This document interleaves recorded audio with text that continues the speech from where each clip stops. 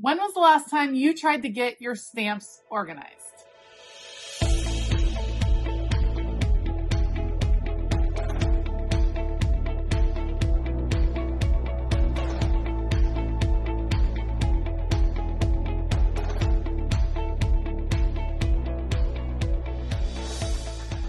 Hey y'all, I'm Elisa, the Scrappy Wife behind ScrappyWife.com, and I have had the same system for organizing my acrylic stamps for years and years, and it works really well for me. However, there are certainly times that things get a little bit out of control as far as new product coming in. So today, I'm going to take a little time to get my stamps back under control, get them organized, get them in place. And I thought I would bring you guys along with me. One, as motivation to kind of update some of your systems. Even the most organized system needs maintenance. So that's kind of what we're doing. We're in maintenance mode around here. And two, maybe to give you a little inspiration to get your stamps organized, try something new. And this is a system that can work for some different materials as well, including metal die cuts, and some other things that you would store in this vertical fashion. All right, let's go check out my stamps. All right, this is my stamp cabinet. And as you can see, it is chock full of all kinds of acrylic stamps. Here's what we are working with. Each of the categories of stamps are organized into what is called a refrigerator bin. The reason it's a refrigerator bin is it has this lip on the outside right here that makes it very easy to pull on and off. I love the sizing of these particular bins. These are from Target. What I like about them is that they're not so big and double wide that they're really heavy to move. This is totally movable with one hand, which I appreciate. They're also pretty much the perfect depth for these particular upper cabinets that I have. They work really well, and you can see I have them labeled with some different categories: seasonal and holiday, miscellaneous, small stamps, sentiments and icons, music, background, people, 2 sets of alphas because those are my favorite types of stamps. Then we get into faith, abstract, and specifically Jane Davenport because she's one of my favorites, florals, and then functional. So I love all those categories. The way to determine the categories that you are looking for has to do with how you like to create. So this is how I think when I am working on different creative projects. So I jump to these kind of categories. You might jump to very specific things. For instance, specific holidays. You might need to separate out some of your seasonal. You might have just some different preferences. You might have a bunch of animal stamps. There's, different categories that we all love. And so choose some that just make sense to how you like to create. So what has happened for me is I've had new stamps come in primarily or all from Illustrated Faith that need to be organized. So what I need to do is pull out a bunch of these different stamps to get them organized in the types of containers that I like to work with. Here's a whole mess of them. Look at, it's been a while, you guys. It's been a hot second since I've done organizing, and this is going to be, it's going to be a little bit of a project, to be honest. That is a big pile of stamps that needs to get put away. So we're going to work our way through some of these, and I'm going to show you how I like to store my stamps, categorize my stamps, all of that goodness. All right, so let's talk through some of the supplies that you may need as you are organizing your stamps. First of all, I do not like to keep stamps in their original packaging, and there's a couple of reasons. First of all, very few of the companies have packaging that is designed to be used over and over again. Felicity Jane used to have beautiful packaging that you could keep the stamps in forever, but most just have this plastic. And once you've pulled a stamp set in and out a few times, the plastic is going to start to tear like you see right here. And it's just not meant to last. So I like to change it out for that reason. And also, different companies have different packaging, so it doesn't all match up. So for instance, like Jane Davenport, look out, like this one, it already broke. I just like for it to all look the same because I feel like that is an easy way to organize it. At least if the outer package that is holding your stamps in place is the same for all of them, it doesn't matter what the stamp set inside looks like if it's not the same size. I hope that makes sense. I'll talk about that. So the packaging that I like to use are these. These are the Avery L large stamp and die storage pack. It comes in a 50 pack. It measures 5.5 by 7 3/8. These work fantastic. They are a thin plastic, but sturdier than this plastic. So it keeps it really nice and secure in there, clear so you can see what's going on. Love these, lovely, love these. And I think that they are pretty affordable when you pick them up off of Amazon. So I will link those below. So you're going to want to have a separate package of some sort, a separate container that you're putting your stamps in. Then the other supplies that you are going to need, I like to back my stamps with cardstock. You can use white cardstock. I prefer colored cardstock because I color code by company. That's kind of part of my job, is to know the companies, and it's just really helpful to do that. So colored cardstock or white cardstock, you can cut it down to the right size. I cut it down to 7 1/4 by 5 1/2. That's the size that I work with. That slips right into the back of those pockets, fills it, keeps it nice and strong and sturdy. So cardstock, you'll need a paper trimmer if you are cutting it down. And then, of course, every crafter's or every organizer's best friend, that would be the beautiful label maker. So I actually have a Touch Embellish. This is a very fancy label maker that comes with all kinds of fancy things. You don't really need that. We're just going to use the basic label maker functions in this case. So that's what I got. Let's walk through how I like to work with these stamps. All right, so it is a pretty simple process. First of all, I'm going to take my cardstock and we're going to go ahead and cut it down to size. Like I said, 7 1/4. So wait, let's just double check that. Anyone else always doubt yourself? Yes, 7 1/4. It's good to check twice. You know what I mean? So we're going to take, probably that's too much at a time, 7 1/4 right here. Trim that off and then go to 5 1/2, which should be exactly half. That works perfectly. And then we'll do the same thing with this stack of paper. Hopefully that's enough. I did not count in advance, but that's okay. Then we're going to do this. All right, now we have our stack. I did this blue because primarily I have Illustrated Faith stamps to organize, and that is the color I use for Illustrated Faith. All right, once that is ready to go, the next thing you're going to do is take your packaging right here. So like I said, this is a very strong plastic, works really well. I always put in the backing first, so I stick it right in there. I like it to be edge to edge, which is why I go ahead and cut it right at 5 1/2. You don't have to, but to me it just gives a little bit of extra security. Then, like I said, I don't like the original packaging. It's just not going to keep up over time, as pretty as it is. And of course, if you have pretty pieces like this, you can always save this and cut out the back, or you can even cut it down and put it in here. But this just makes it look a bit more uniform all in all. So I have my stamp right here. We're going to slip that in. I always make sure that it's folded back towards the back so you have a nice open front. And then, of course, you're going to be working on your labeling. So I'm going to actually adjust the font on this to, let's go with the medium font. I think that's right. All right, I'm going to first do the company name. For me, it's very important to know the company name because I need to be able to share on my YouTube channel what company I am using. That might not be the case with you. You might not care which company it comes from in the end. And if that's the case, it's totally fine. So you have the company name right there. I'm just going to trim off this little bit. It always seems like a little waste that there's that extra little bit on the label maker, but that's just how it goes. All right, so company name I put over here on the left so I know right. I can see it right away.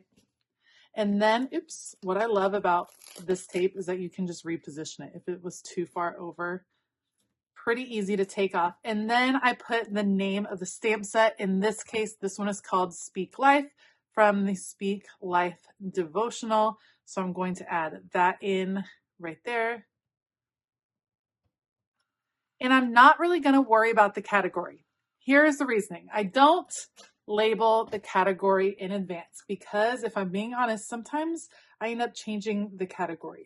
Rarely does a whole stamp set all fall into one category. For instance, this particular one has florals in it. It also has definitely some faith-based words like trust in Jesus and prayer. And then it has some very functional pieces as well. I might change my mind where this goes based on what I used it for most recently. That actually doesn't bother me. It's kind of like what stamp in here is kind of sticking out and coming to the forefront as what I would use the most. So to me, it's okay to kind of change up that category so I don't necessarily need all the categories to match. So once the stamp's in there, I take this little top flap and I fold it over the back of the cardstock so that it is nice and secure in there. And that one is ready to be categorized. Let's take a few minutes, go through all of these, and then we'll talk about choosing some of the categories.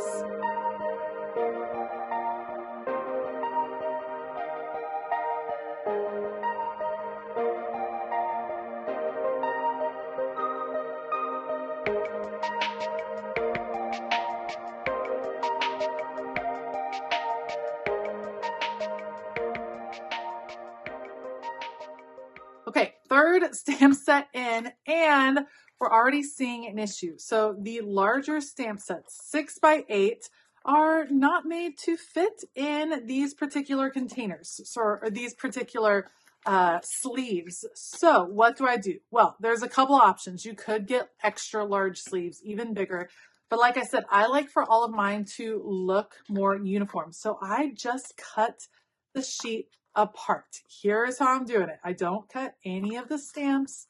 This isn't cutting the stamps. It's just literally cutting through the plastic that is holding on. So then it's in two parts. So I can drop one there. I can either put this one in the front like this and have them overlap, which is kind of my preference, or you can put one in the front and one in the back.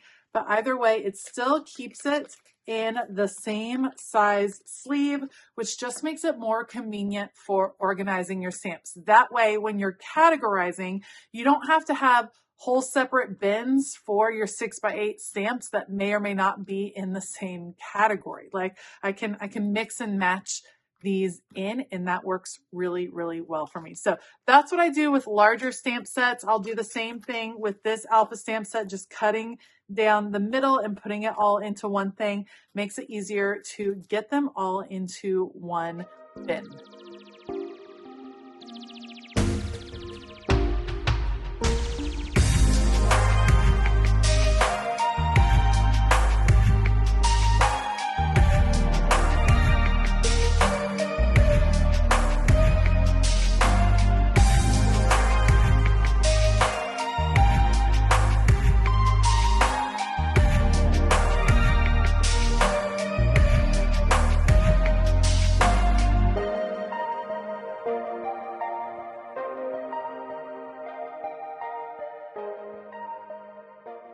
All right, so now we have them all in their new plastic sleeves, nice and sturdy. They are labeled, and then we divide them into the different categories. So that can be the part that trips people up. And here's what I want to say. Just don't overthink it. Go with your first instinct, and your first instinct is going to be your most natural instinct. That's going to be where you go back to look for that particular stamp set.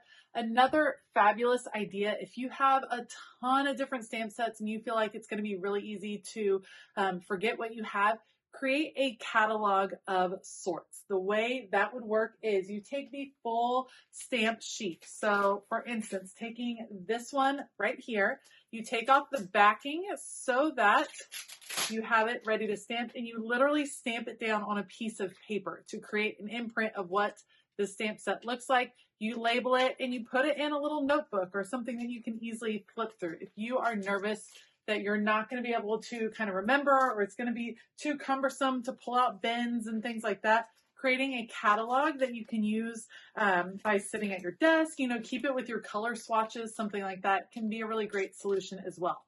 For me, I don't know that I would go back and look at the catalog necessarily. I kind of prefer to just dig and see what I've got, but based on the different categories. So some of them are really easy. For instance, these are definitely meant for art journaling. These are meant for the different abstract pieces. So that is going to work out really well to just go straight into the abstract category right there. Then I have some other obvious choices. These are alpha stamps. Alpha stamps, I say it all the time, they are the best investment in stamps. Stamps can be expensive. Alpha stamps you can use over and over again on all the different projects. That's why I have 2 bins of them. So these alpha stamps, it looks like all of my Illustrated Faith alpha stamps, all kind of going in the same bin. I'm going to actually put, these are some wooden stamps that I have back there. I'm going to keep those together. Now, here's another one. This one is sentiments, which would be in its own category, sentiments and icons. However, this one is Christmas chit chat. So even though it's a sentiment, it is most definitely holiday. This is one that's what I'm going to be looking for. So that's going to go up into seasonal/holiday. That's how I think through it. Jane Davenport, super easy. I have all of those together in here because I love me some Jane Davenport. So we're going to just stick that right back here with all the rest of my Jane Davenport stamps together. Then we get into some of those ones that I was talking about earlier. So Speak Life, like I said, has a big old floral in it, has some sentiments, and has some faith aspects and some functional icons. Why would I be looking for this one? Most likely for faith purposes. That's why that one's going to go there. Same thing with this, Emily's sermon notes. These are for labeling in faith purposes or for faith reasons. So that one would hop in right in there. Ta-da! And then we have a couple more. Another alpha set, I forgot. Let's add that in. And this one, Hope is Here. It has these beautiful hexagons. And even though this one is definitely a faith-based stamp, it's from Illustrated Faith. The reason I would be looking for this stamp is going to have to be the hexagons. I love this. I think it's so cute. Love the layered efforts. That is why I would be looking for this particular stamp set. And so I'm thinking that for that, I would probably have it in functional because that's, no, you know what? I'm going to put that in sentiments. That's going to be kind of an icon for me. That's like a basic shape. That's going to be one I'm looking for. Like I said, go with whatever comes up, go with like the first gut, and don't be afraid to reorganize, resort, re-go through your stamps to find the systems and categories that work for you. You might want to divide these up into further categories. If you like to divide up by company, that makes complete sense too, but I would also do like company on one level and then one other breakdown with some different categories because of course some companies are going to encompass a really large variety of different stamps. I hope that this was a helpful little insight into how I organize my stamps, and hopefully it gave you the little kickstart to start to pull out some of yours, update and maintain those systems. It's not just about getting a system in place, but spending time every now and then. For me, updating my stamps, usually every 6 months, maybe a little longer this time around, but the important thing is that I do go back and maintain it before it gets too out of control. All right, if you like this video, please give it a thumbs up. Consider hitting that subscribe button as well as the bell notification button. If you have other stamp storage solutions, make sure to leave them down in the comments below. I love to hear how you guys like to organize. And then if you have any areas of your craft room that you are struggling with, be sure to let me know in the comments and I can come up with some videos to try to help you figure those areas out. As always, I will link the supplies that I used down in the description box below. And I want to give a huge shout out to all of my Patreon members. We are spending the entire month of April spring cleaning, destashing, decluttering, and getting our craft rooms in order. It is not too late to join us. There's a ton of extra content over there that dives deep into some of these crafting categories that are giving you trouble. So if you want to learn more, if you need a little kickstart in your organization journey, head on over to Patreon. I have the link down below. All right. I hope that you have a fabulous day. And as always, keep it creative.